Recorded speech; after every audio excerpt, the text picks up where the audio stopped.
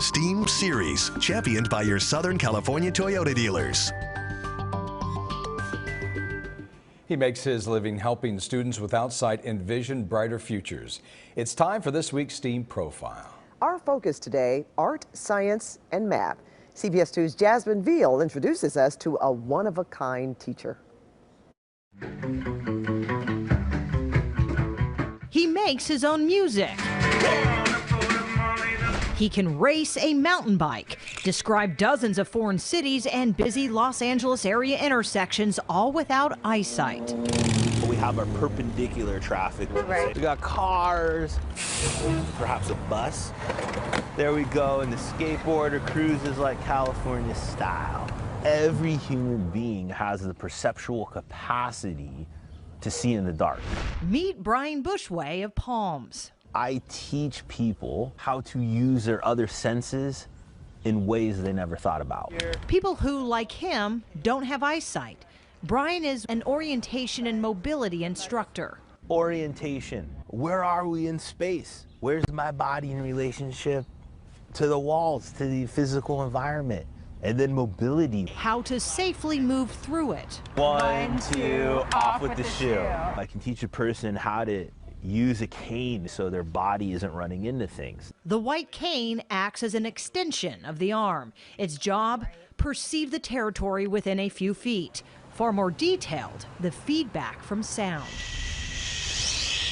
It's very easy to teach a person to hear the difference if there's a wall in front of you or not. Navigating an environment using sound is called echolocation. Snaps, claps, or clicks help build an acoustic image in the brain. Sound gives us an awareness in 360 degrees.